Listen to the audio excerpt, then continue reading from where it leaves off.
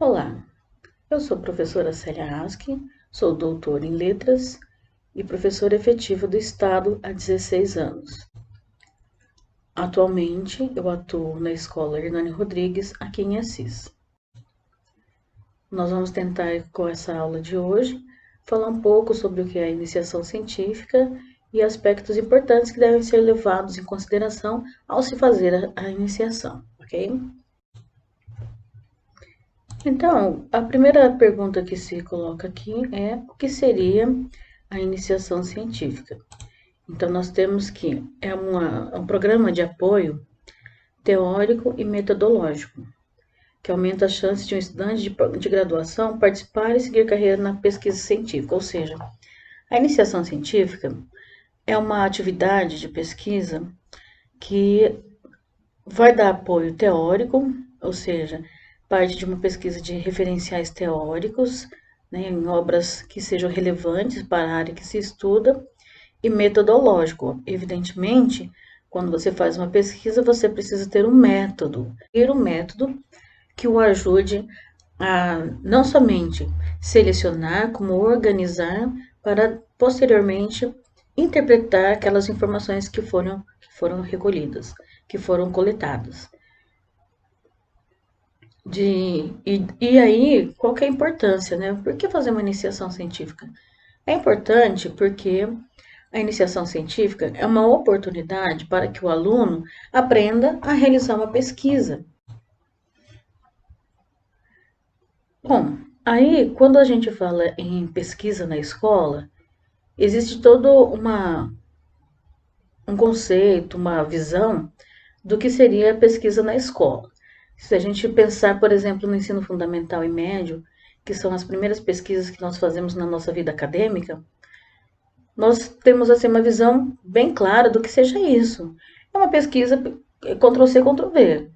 Copia, cola, né? Nem que seja manuscrito, mas é uma pesquisa sem critérios, sem muitos critérios.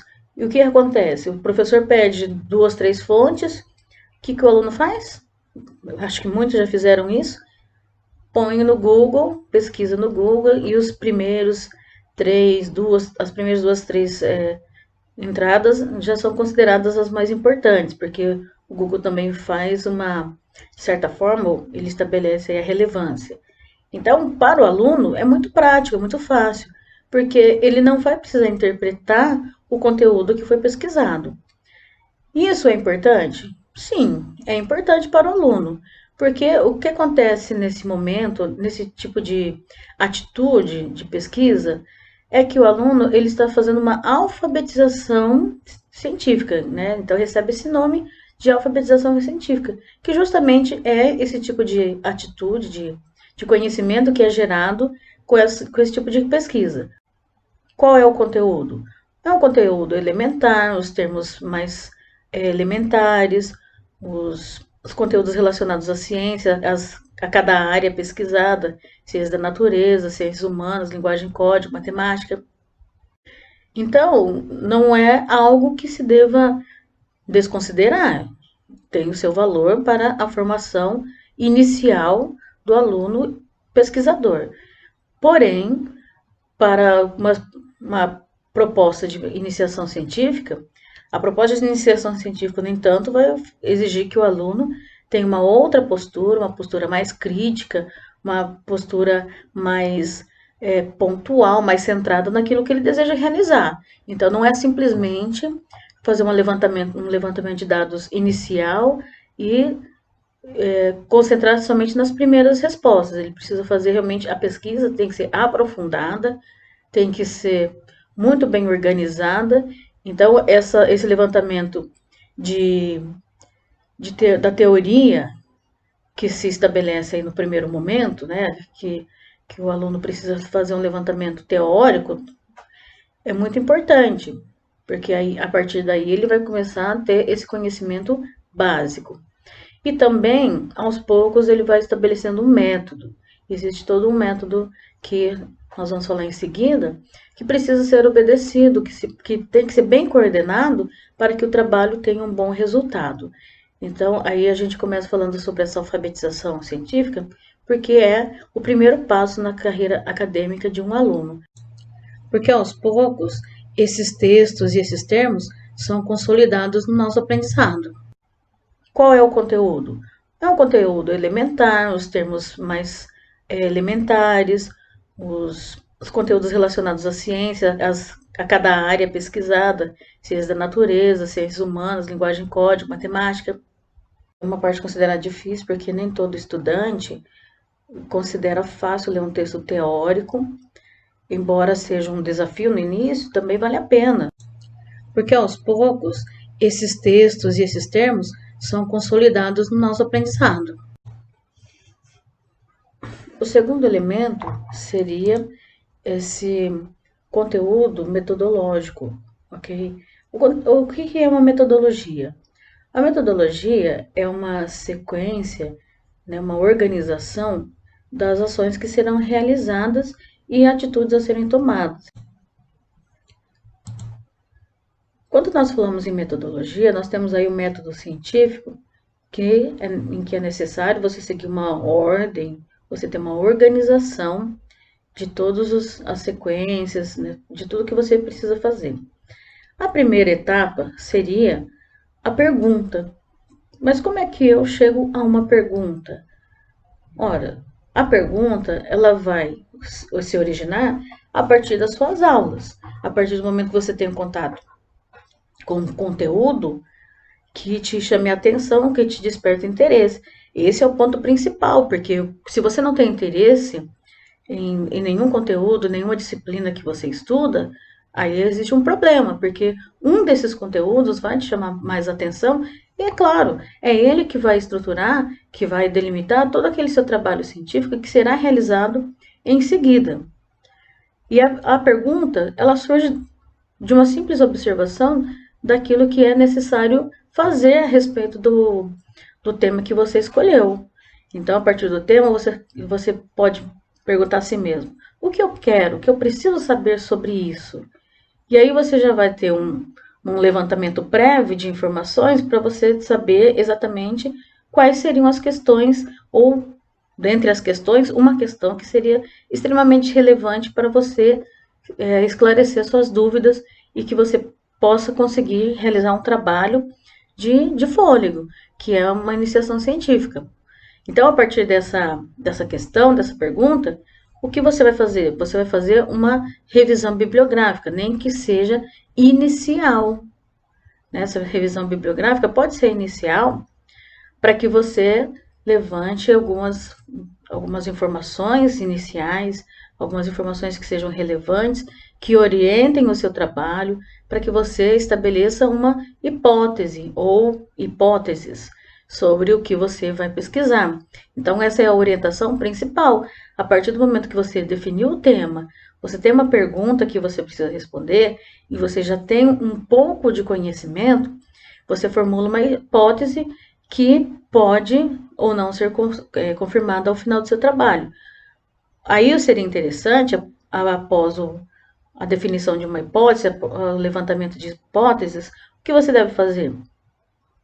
Você tem que procurar, talvez, caso seja necessário, outras referências bibliográficas mais específicas, mais aprofundadas, mais relevantes, talvez, porque a partir do momento que você tem esse contato inicial, você sente a necessidade de, então, realizar uma pesquisa mais aprofundada, que te dê recursos para chegar a uma confirmação ou não dessas hipóteses.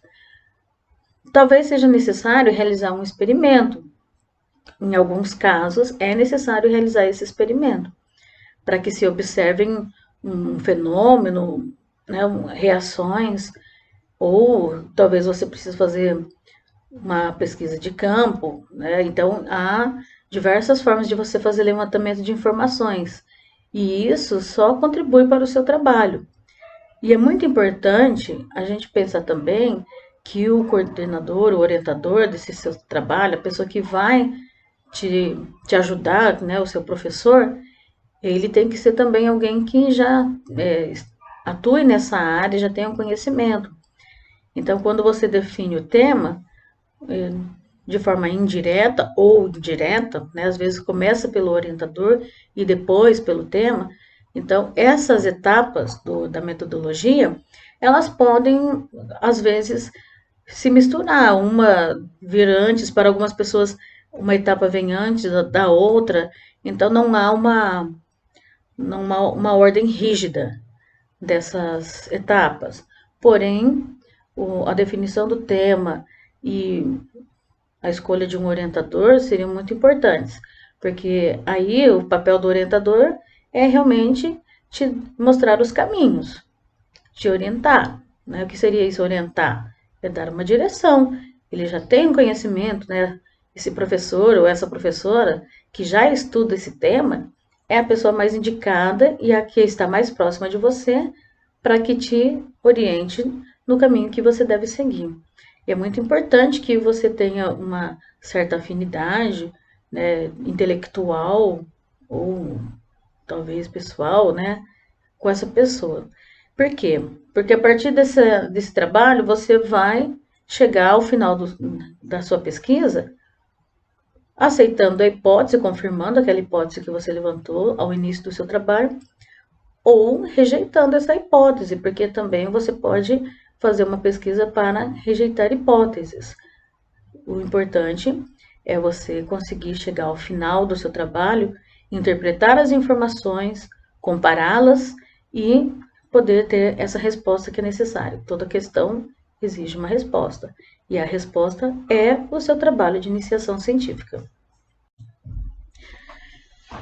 Antes de darmos seguimento, eu gostaria de mostrar para vocês o resultado do censo de 2014 do CNPq. Embora o último censo constante na página seja de 2016, essa tabela só tem até 2014. Eu gostaria de mostrar para vocês a distribuição por área de pesquisadores no Brasil. E o CNPq fez um levantamento pelo Lattes, que é um portal onde todos os pesquisadores se inscrevem, né, em geral, praticamente todos, e ali consta quem são esses pesquisadores. Né? Então, nós vamos ter uma visão de quem seriam esses pesquisadores no Brasil hoje. Vamos pensar na quantidade de pesquisadores, que é a terceira coluna. Então, nós temos aí uma quantidade, se não me engano, em torno de 200 mil. Nós temos ciências humanas como a área predominante, ok? Seguida de ciências da saúde e engenharias e computação. Bem, por que esses dados são importantes para nós, né? Primeiro, para sabermos assim, já pensarmos quais são as áreas em que há mais pesquisadores, grupos de pesquisa. E também para a gente ter assim, uma visão global do que seria pesquisado no nosso país. Embora não seja focado no nosso tema, na iniciação científica, aqui é só para a gente ter um panorama mesmo, para a gente olhar, observar em geral o quanto se faz de pesquisa no nosso país, quantos pesquisadores nós temos hoje, quais são as linhas de pesquisa e os grupos de pesquisa. Então, observem bem essa tabela, que é o resultado de um censo muito importante, né? Embora seja de 2014, em 5 anos nós temos aí um cenário de pesquisa muito, muito diferente. Não é o mesmo que seria agora, mas já dá uma visão do que seria a pesquisa no Brasil. Outra pesquisa que eu gostaria de compartilhar com vocês é uma pesquisa também realizada pelo CNPq sobre a distribuição dos estudantes segundo o nível de treinamento. Essa tabela realmente é de 2016 e vai nos mostrar um cenário um pouquinho diferente, né, mais atualizado. Então, nós temos aí, em nível de doutorado, 69 mil, em nível de mestrado, 81 mil, de graduando, 170 mil e outros 9 mil. Embora a gente deva considerar que esses 9 mil sejam, possivelmente, alunos do ensino médio que recebem bolsas, ou alguns do fundamental, talvez, e eles estão aí nas escolas regulares, as integrais e as de nível técnico. Eu chamo a atenção de vocês para a quantidade de graduandos, né? 170 mil. 51,6% de toda a pesquisa é feita na graduação aqui no Brasil. Isso é muito importante porque nós temos uma cultura se estabelecendo, a cultura da pesquisa acadêmica. É importante para nós porque nos últimos anos tem se falado muito de uma redução do interesse dos alunos, dos estudantes, para a pesquisa acadêmica, para realizar as pesquisas. Então, nós temos perdido muito em termos de quantidade de pesquisas realizadas nas universidades, né, nos centros universitários. Para nós, isso se torna algo significativo e devemos levar em consideração que, conforme nós vamos incentivando e educando o aluno já no ensino médio para realizar esse tipo de pesquisa, é de grande valia para nós, porque aos poucos nós vamos ter uma cultura de pesquisa que vai nos levar aí para um outro patamar. Talvez, quem sabe, daqui a alguns anos, daqui a umas décadas, nós possamos nos comparar aos grandes centros de pesquisa do mundo, né? Então, a ideia é equiparar, ou pelo menos chegar o mais próximo possível e termos aí, de repente, mais graduandos fazendo pesquisa, mais mestres e doutores também para contribuir para a pesquisa no Brasil, para divulgação e produção.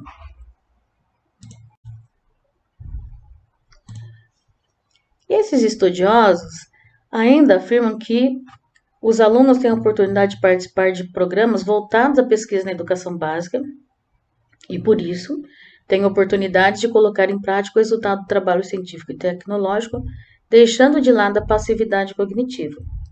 O ponto essencial dessa fala dos autores é que, além de realizar um trabalho de pesquisa dentro de um sistema, né, dentro de uma organização, seguindo aí as metas, um cronograma, o aluno também não é mais um aprendiz passivo, ou seja, ele não vai apenas receber aquele conhecimento, ele vai colocar em prática, ele vai se sentir atuante ao realizar as atividades, ao realizar a pesquisa, ele não é mais receptor de informações, como muitos alunos se comportam durante as aulas, ao longo do seu ensino fundamental, do seu ensino médio.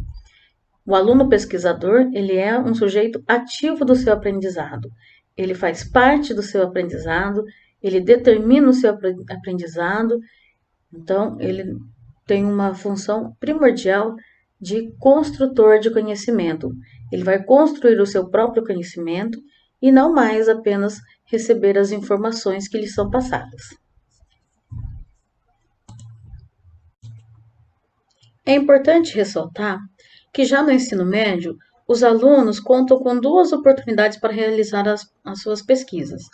A primeira é a pré-iniciação científica, em que ele realiza uma pesquisa na escola, então de caráter interno, e ali ele dá os primeiros passos para a sua formação enquanto pesquisador. A segunda oportunidade vai ser a PIBIC Ensino Médio. O Programa Institucional de Bolsas de Iniciação Científica foi criado em 88 e é uma oportunidade de realizar uma pesquisa fora da escola, ainda no ensino médio. Então, se apresenta como oportunidades que o aluno pode aproveitar e formar-se enquanto pesquisador. Quanto a esse aspecto, os autores Costa e Zompero fizeram uma pesquisa em 2017 com esses alunos que eles orientaram no ensino médio e eles chegaram à conclusão que esses alunos, né, no período de escolarização, precisam ter essa oportunidade de contato com a pesquisa de maneira sistematizada, apropriando-se cada vez mais da linguagem científica. É como nós falamos quando tratamos da alfabetização científica. O aluno ele vai se apropriar da linguagem, dos conceitos que compõem aí a sua área de trabalho, e eles vão ter esse contato muito mais significativo para ele quando ele fizer um trabalho de iniciação científica, mesmo sendo uma pré-iniciação, dentro da escola, porque aí ele se apropria dessa linguagem, não só da linguagem como da metodologia também, E dessa forma, o aluno vai se sentir cada vez mais seguro para desenvolver a sua pesquisa e vai se reconhecer como realmente um pesquisador ou talvez um cientista. E esses estudiosos ainda afirmam que os alunos têm a oportunidade de participar de programas voltados à pesquisa na educação básica e, por isso, têm oportunidade de colocar em prática o resultado do trabalho científico e tecnológico, deixando de lado a passividade cognitiva. O ponto essencial dessa fala dos autores é que, além de realizar um trabalho de pesquisa dentro de um sistema, né, dentro de uma organização, seguindo aí as metas, um cronograma, o aluno também não é mais um aprendiz passivo, ou seja, ele não vai apenas receber aquele conhecimento, ele vai colocar em prática, ele vai se sentir atuante ao realizar as atividades, ao realizar a pesquisa, ele não é mais receptor de informações, como muitos alunos se comportam durante as aulas, ao longo do seu ensino fundamental, do seu ensino médio. O aluno pesquisador, ele é um sujeito ativo do seu aprendizado. Ele faz parte do seu aprendizado, ele determina o seu aprendizado, então ele tem uma função primordial de construtor de conhecimento.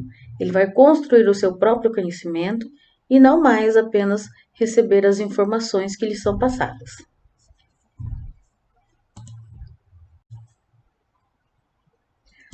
O professor orientador, por exemplo, pode sugerir uma bibliografia, para que o aluno vai ter que ler, fichar, anotar, e também ele pode sugerir alguns procedimentos, recursos que o aluno não tem ainda ideia de que poderia usar. Então, ele indica esses caminhos. Se o aluno seguir ou não, aí faz parte da sua autonomia como pesquisador. Mas esses problemas estão ligados à realidade que o aluno vivencia, ou na sala de aula, diante dos conteúdos e temas estudados, porque agora no ensino médio, né, quando vai para o ensino médio, o aluno passa a ter um contato não com as grandes áreas, mas com as especificidades de cada área. Ciências da natureza, ele vai ter um conhecimento específico de física, química e biologia. Da área de ciências humanas, ele vai ter aí a oportunidade de estudar sociologia, história, filosofia, geografia. Então, não é mais a grande área, né? Ele vai perceber que existem as especificidades. E desta forma, com esse contato com as áreas específicas, aí ele pode despertar o seu interesse e também criar a sua questão norteadora, que seria o primeiro passo, como já dissemos.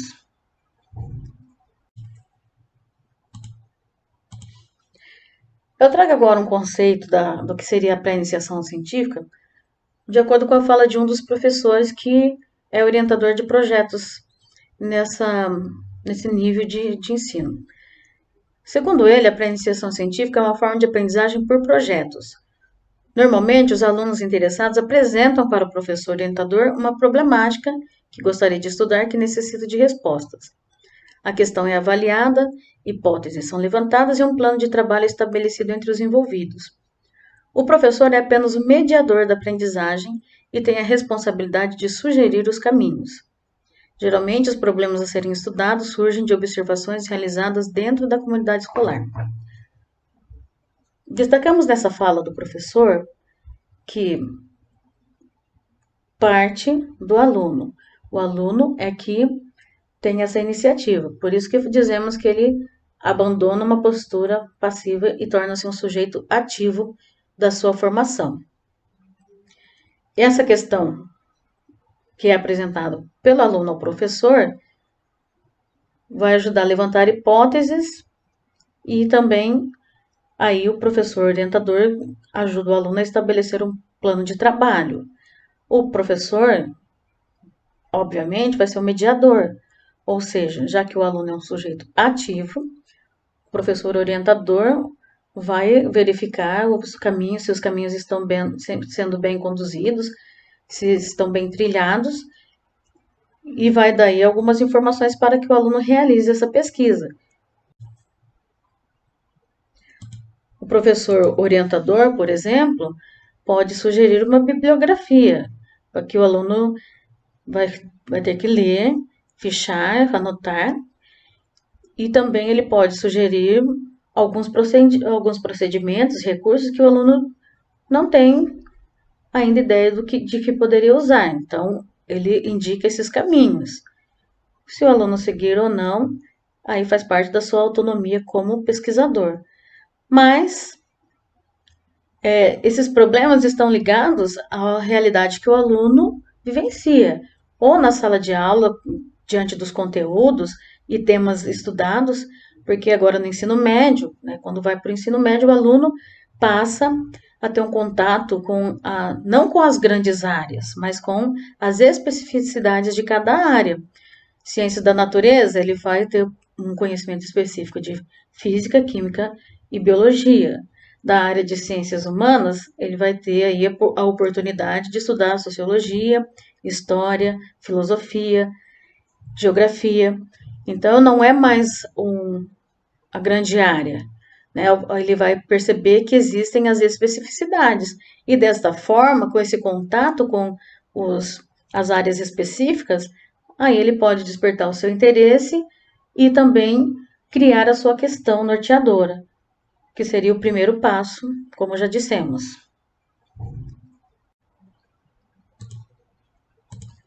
Não se pode esquecer que o aluno é aqui agente ativo da pesquisa. Ele realiza essa pesquisa e o professor é mediador, ele orienta o aluno quanto aos caminhos a serem seguidos.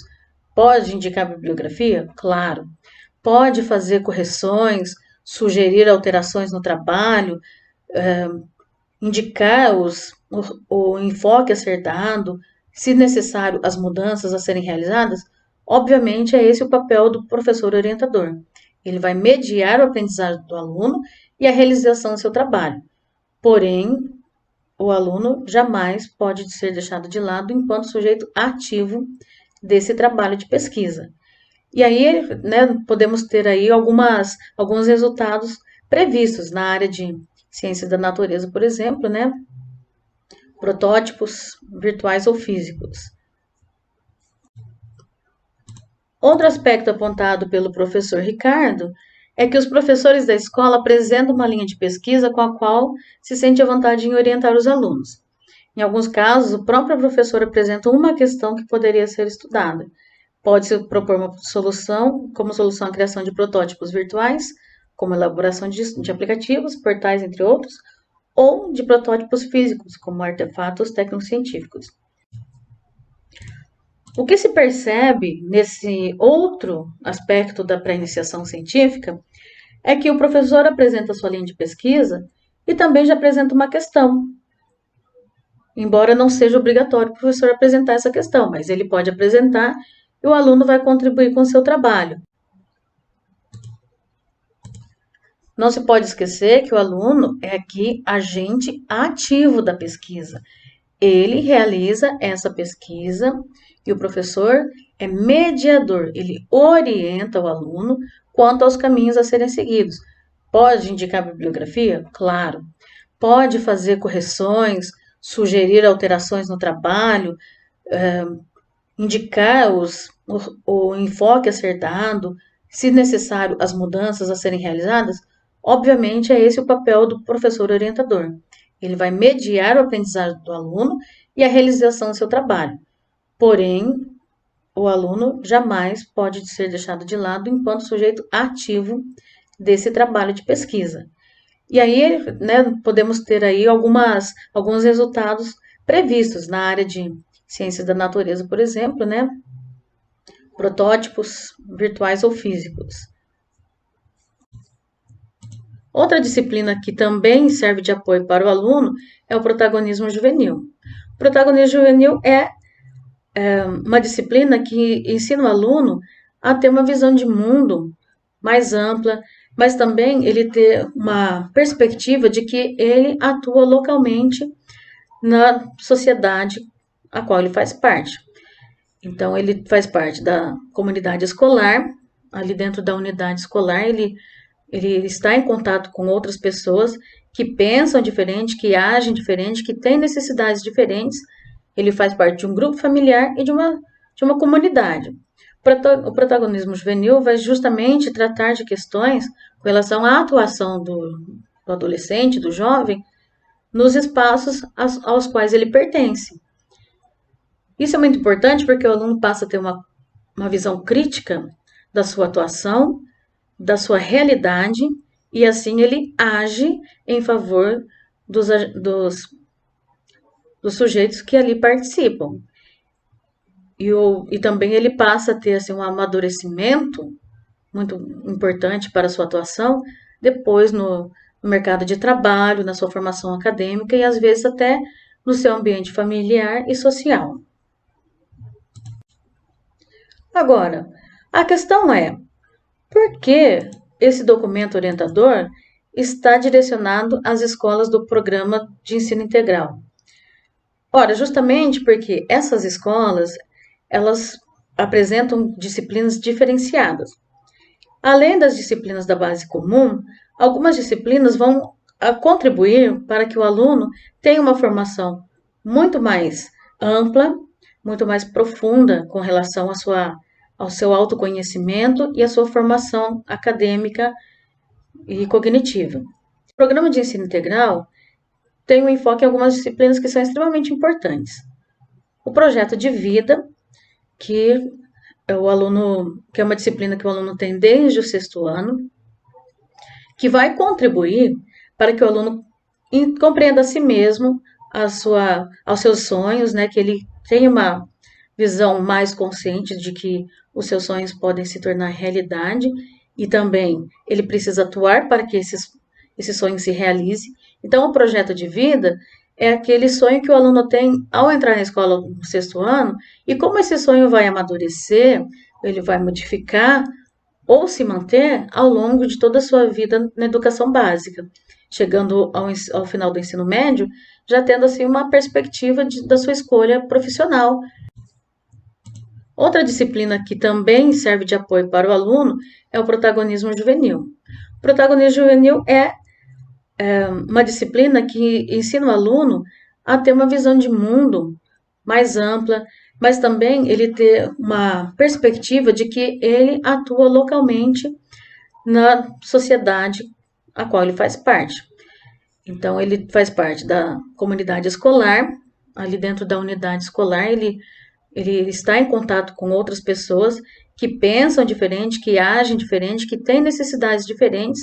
Ele faz parte de um grupo familiar e de uma comunidade. O protagonismo juvenil vai justamente tratar de questões com relação à atuação do adolescente, do jovem, nos espaços aos quais ele pertence. Isso é muito importante porque o aluno passa a ter uma visão crítica da sua atuação, da sua realidade, e assim ele age em favor dos sujeitos que ali participam. E também ele passa a ter assim, um amadurecimento muito importante para a sua atuação depois no mercado de trabalho, na sua formação acadêmica e às vezes até no seu ambiente familiar e social.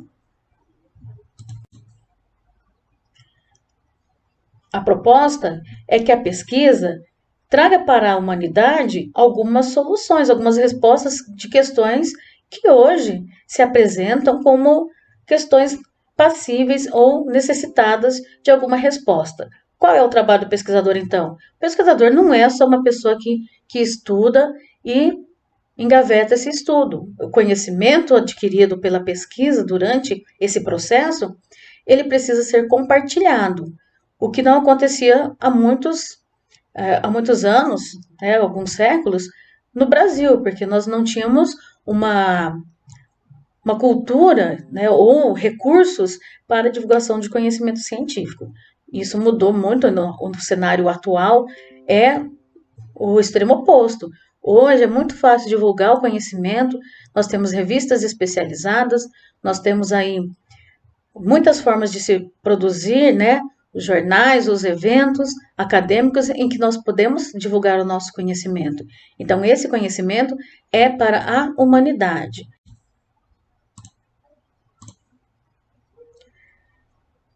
Em termos de formação científica, os alunos das escolas do programa de ensino integral também têm as práticas experimentais. É uma disciplina que eles têm também, igualmente, desde o sexto ano, em que os professores da área de ciências da natureza e matemática trabalham com eles a parte prática e experimental da, dessas disciplinas. Então, o aluno passa a ter um contato muito mais atuante, muito mais presente e muito mais ativa dentro do seu aprendizado. Ele é um ator, né? Ele não é apenas um receptor de informações, de dados. Ele passa a ser um ser atuante que coloca em prática e tem condições de interpretar, analisar aquelas atividades, aquelas ações, os experimentos que ele realiza e passa a ser então assim mais consciente, ter uma visão um pouco mais baseada naquele comportamento científico que ele tanto precisa. Isso é muito importante para o aluno, porque ele passa a ter uma formação muito mais consciente e ele passa a ver sentido naquilo que ele aprende. E ele é um ser atuante, um ser construtor do seu conhecimento, dos seus saberes. E aí a gente passa, então, por um processo que extrapola a alfabetização científica e leva o aluno, aos poucos, a construir algo que chamamos de letramento científico. Qual é o diferencial? O diferencial do letramento científico é que ele não vai mais aprender apenas o básico, o elementar, nomenclaturas, termos específicos da área que ele estuda. O que ele vai ter? É muito importante para ele saber como utilizar esses conhecimentos, como empregar, quais os benefícios de se estudar um determinado fenômeno da natureza ou uma determinada reação, uma ação fenomenológica. Então, é a partir desse momento que o aluno passa a ver sentido para a comunidade, para a sociedade, para o ser humano. E ele, depois de ter abandonado toda aquela sua postura passiva de receptor de conhecimento e produtor de saberes, ele é agora um ser letrado em ciências. E é a partir desse momento que ele se torna um ser responsável pela sua própria formação. O ideal é que todo aluno tenha essa consciência, que todo aluno aprenda a descobrir a função social dos aprendizados construídos dentro da escola, desses saberes. Como ele vai usar, como ele vai aplicar, qual o sentido para o ser humano e para si mesmo desses saberes.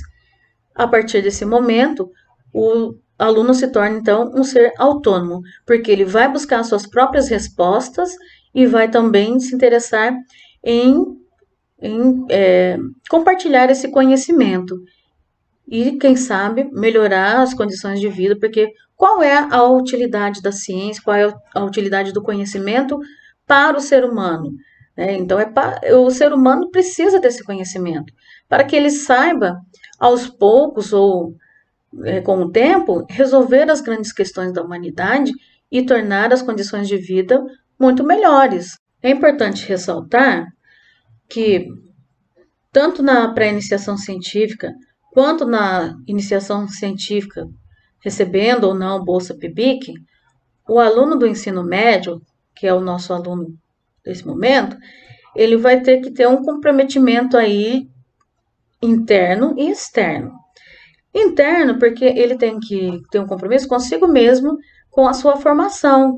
Então, ele tem que ser autônomo, ele tem que ter consciência do seu papel e da importância da sua formação. E externo, ele tem que mostrar para a sua escola ou para a agência, a instituição de fomento, que ele é responsável também pela ação que resolveu e é responsável também pela pesquisa que se dispôs a realizar. Então, é uma tarefa não muito fácil às vezes, mas é um compromisso. Então, o aluno prova o seu comprometimento, a sua autonomia e a sua responsabilidade. No entanto, nós devemos também destacar que o aluno vai ter que abrir mão de algumas competências e algumas habilidades para realizar essa pesquisa. Importante ele perceber que existem dois aspectos, né? Como a gente veio falando da alfabetização e do letramento científicos, eu gostaria de destacar duas competências que são elementares aí no currículo do Estado de São Paulo. A primeira competência é a competência de selecionar, organizar, relacionar e interpretar dados e informações representados de diversas formas para tomar decisões e enfrentar situações de problema. Bem, essa competência, ela está bem mais relacionada, né, à alfabetização científica, que é o quê? Conhecer e colocar em uso o método científico. Então, essas etapas que são apresentadas nessa competência, descritas pela competência, são aí referentes ao método científico, desde a seleção até a resolução da situação problema, o enfrentamento, como diz aqui. Então, essa é a competência que destaca a alfabetização científica. No entanto, a segunda competência que eu desejo destacar refere-se a recorrer aos conhecimentos desenvolvidos na escola para elaborar propostas de intervenção solidária na realidade, respeitando os valores humanos e considerando a diversidade sociocultural.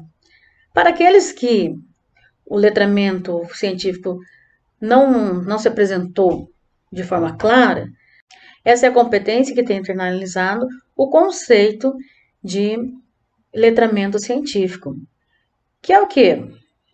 Utilizar-se dos conhecimentos que foram adquiridos durante esse processo de alfabetização, de conhecimento da metodologia científica, do processo científico, e ao observar isso, conseguir encontrar naquela pesquisa que ele realizou, todo esse seu trabalho, algo que seja passível de ser aplicado na sociedade a que pertence. Então, ele tem que ter uma intervenção solidária, ou seja, tem que ter alguma utilidade para as pessoas, porque nenhum trabalho também vai ser realizado apenas para benefício próprio do pesquisador, né? A gente tem que ter uma visão mais crítica, mais realista do que é um trabalho de um pesquisador, né? Não é a realização apenas profissional. Tem esse aspecto, mas também tem esse aspecto dele ser um fator de inserção do pesquisador na sua sociedade e da sua intervenção.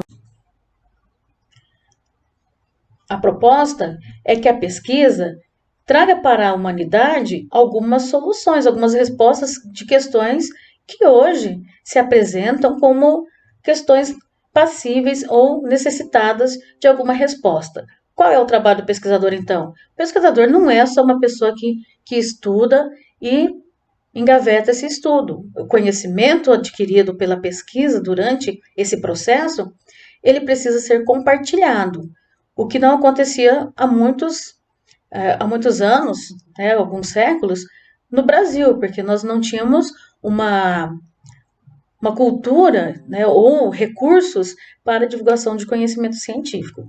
Isso mudou muito no cenário atual, é o extremo oposto. Hoje é muito fácil divulgar o conhecimento, nós temos revistas especializadas, nós temos aí muitas formas de se produzir, né, os jornais, os eventos acadêmicos em que nós podemos divulgar o nosso conhecimento. Então, esse conhecimento é para a humanidade. Ao final da sua pesquisa, o pesquisador tem que ter realizado não somente o levantamento de dados, né, aquela postura passiva de receber as informações, mas também tem que interpretar, analisar e apresentar uma conclusão sobre o tema proposto, sobre a questão proposta e aí analisar as hipóteses levantadas. Então, ele já não pode mais ter ali uma postura de alguém apenas alfabetizado, mas alguém letrado, alguém que tem um conhecimento além, né? Um conhecimento útil, um conhecimento que seja aplicado à nossa sociedade. Então, tem que ter uma função social para aquele conhecimento, porque um conhecimento sem função social é um conhecimento que está aí à deriva, né? É um conhecimento vazio, porque todo conhecimento é produzido em função do ser humano. Nós somos aí seres racionais que precisamos definitivamente pensar um pouco mais e mais profundamente sobre as nossas questões sociais, ecológicas, materiais, científicas, tecnológicas. Todos esses aspectos têm que ser levados em consideração e a sua pesquisa, contemplando todos ou alguns, tem que ter aí uma perspectiva de utilidade humanitária. Em resumo, a iniciação científica vai apresentar três aspectos importantes para o seu desenvolvimento. Então, são os três aspectos que determinam os domínios que necessitam de domínios do pesquisador. O primeiro aspecto é a resolução de problemas complexos, ou seja, o pesquisador ele tem que se dispor a resolver uma questão, problema, e, a partir do seu estudo, apresentar essa resolução. A segunda é a argumentação científica. Quando nós falamos do método científico, nós estamos falando que o pesquisador deve ter condições de argumentar, ou seja, vai observar, analisar dados e informações e apresentar esse resultado usando os termos necessários, adequados para aquele trabalho que ele realizou. Então, tem que estar de acordo com as necessidades inerentes ao projeto de iniciação científica. Esse projeto tem um vocabulário, né, que é específico, existe uma metodologia, e essa metodologia é que vai construir sua argumentação. Todo esse processo de pesquisa, ele precisa ser relatado, ele precisa ser analisado, e esse relato, ao final, seja um artigo científico, e mesmo até um TCC, precisa representar o quê? Representar a sua conclusão, representar como o trabalho foi realizado em sentido material e cognitivo. Então, toda essa argumentação científica é uma análise e a apresentação dos resultados da pesquisa que foi realizada. Para o leitor, tem que ser colocadas essas respostas de forma muito clara. Embora utilize o vocabulário técnico, terminológico da área que você pesquisa, você tem que ter um cuidado ao falar, ao escrever as análises, as conclusões a que você chega durante a sua pesquisa. O seu leitor não vai ter que interpretar as informações, os dados colocados na sua pesquisa. Ele não vai ter que interpretar, por exemplo, os textos que você leu. Essa interpretação, quem dá é o próprio autor da pesquisa, porque o autor da pesquisa teve todo esse tempo, né, todo o seu tempo de pesquisa para reunir, ler, entender, relacionar as informações colhidas para chegar a uma conclusão ao final do seu trabalho. Então, não é o leitor quem vai interpretar esses dados.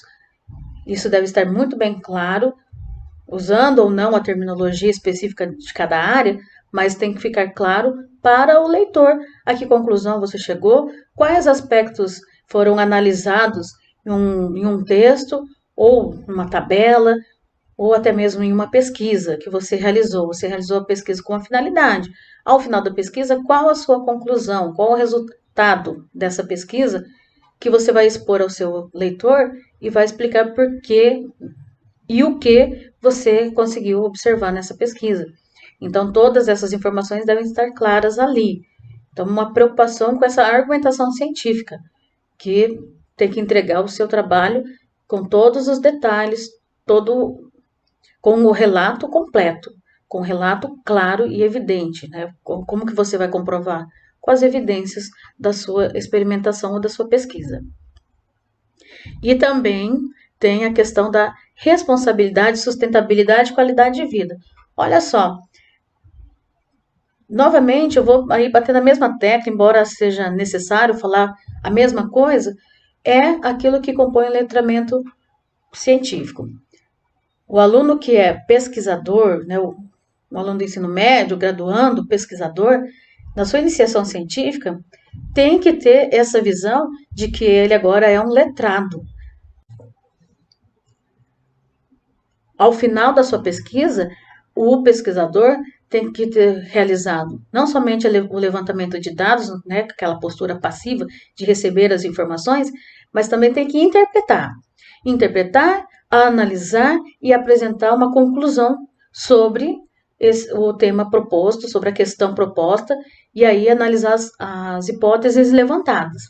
Então, ele já não pode mais ter ali uma postura de alguém apenas alfabetizado, mas alguém letrado, alguém que tem um conhecimento além, né? Um conhecimento útil, um conhecimento que seja aplicado à nossa sociedade. Então, tem que ter uma função social para aquele conhecimento, porque um conhecimento sem função social é um conhecimento que está aí à deriva, né? É um conhecimento vazio, porque todo conhecimento é produzido em função do ser humano. Nós somos aí seres racionais que precisamos definitivamente pensar um pouco mais e mais profundamente sobre as nossas questões sociais, ecológicas, materiais, científicas, tecnológicas. Todos esses aspectos têm que ser levados em consideração e a sua pesquisa, contemplando todos ou alguns, tem que ter aí uma perspectiva de utilidade humanitária. Com relação à divulgação dos resultados da pesquisa, né, de iniciação científica, nós temos como evento principal a Feira de Ciências das Escolas Estaduais de São Paulo, a FECESP, em que o aluno vai expor aí, apresentar um pôster com os procedimentos, algumas evidências e os resultados da sua pesquisa.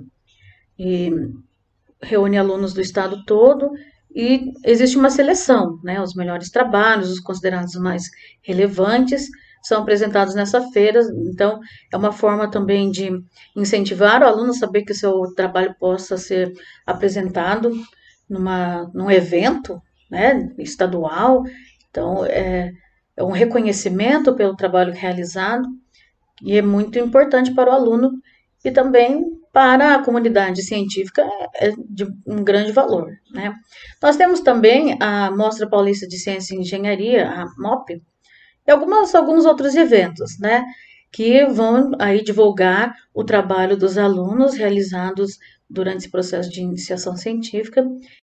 Acho que o mais difícil é dar o primeiro passo, que é encontrar a questão, encontrar aquela disciplina, aquele conteúdo que mais te interessa.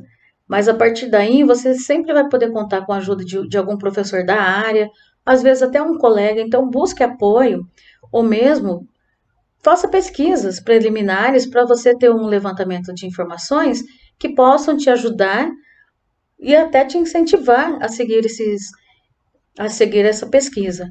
Então, não desanime, né? Tenha aí uma boa disposição, uma boa preparação e que essa minha fala contribua e também te desperte em você o desejo de realizar uma pesquisa, apesar de muitas vezes o jovem achar que não tenha capacidade. Então, você tem capacidade sim, você está preparado e você tem condições de realizar esse trabalho.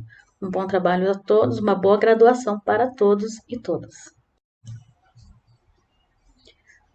Um outro aspecto também que precisa ser destacado é uma fala de um outro colega de trabalho meu que já está há 5 anos orientando o trabalho de iniciação científica e pré-iniciação científica, de que nesses últimos anos os alunos têm apresentado mais dificuldades ao realizar a pesquisa. E o professor precisa estar acompanhando mais de perto, precisa estar mais presente para realizar um processo de acompanhamento e o professor precisa estar mais perto, mais próximo do aluno, para realizar esse processo de pesquisa, de levantamento de dados e de interpretação, porque o quesito teórico e metodológico às vezes fica um pouco deficiente. E caso o professor não atenda, né, não acompanhe o aluno, corre-se o risco da pesquisa ou ser muito superficial ao final, ou até de não ser realizada. Então, é um aspecto que é destacado pelo professor e que merece uma atenção, de o professor ser mais presente cada vez mais, o orientador tem que ser cada vez mais presente e amparar o aluno que faz a pesquisa. O aluno que se dispõe a realizar uma pesquisa de iniciação científica ou pré-iniciação científica tem que ter a consciência principal de que ele está se formando enquanto ser humano, a sua capacidade cognitiva, a sua capacidade de realizar uma pesquisa, né, desenvolver as suas competências, as suas habilidades e pode ou não aproveitá-las, né, posteriormente em um curso de graduação. Não necessariamente na mesma área, na mesma linha de pesquisa. Porém, é uma preparação, ele está se formando enquanto pesquisador. E muitas vezes ele se sente inseguro a realizar uma iniciação científica porque ele ainda não tem pré-determinada aquela sua escolha. Então, ele precisa de um tempo um pouco maior para realizar essa escolha, que deve ser respeitado também. Porém, cabe a nós professores incentivá-lo a realizar esse tipo de atividade, esse tipo de pesquisa, porque também vai contar como sua formação, sua preparação para as atividades, cursos e atuações posteriores. E eu encerro a minha fala agradecendo novamente a equipe organizadora que me convidou, me sinto muito honrada em falar sobre um tema tão importante e também incentivá-los a realizar uma iniciação científica na graduação, procurar desenvolver as suas competências, as suas habilidades, se preparar para um TCC, quem sabe, se preparar para uma pós-graduação, seja uma especialização, mestrado, doutorado, mas se sentir preparado para as exigências que se apresentarão futuramente a vocês. Acho que o mais difícil é dar o primeiro passo, que é encontrar a questão, encontrar aquela disciplina, aquele conteúdo que mais te interessa. Mas a partir daí, você sempre vai poder contar com a ajuda de algum professor da área, às vezes até um colega. Então, busque apoio, ou mesmo faça pesquisas preliminares para você ter um levantamento de informações que possam te ajudar e até te incentivar a seguir essa pesquisa. Então, não desanime, né? Tenha aí uma boa disposição, uma boa preparação e que essa minha fala contribua e também te desperte em você o desejo de realizar uma pesquisa, apesar de muitas vezes o jovem achar que não tenha capacidade. Então, você tem capacidade sim, você está preparado e você tem condições de realizar esse trabalho. Um bom trabalho a todos, uma boa graduação para todos e todas.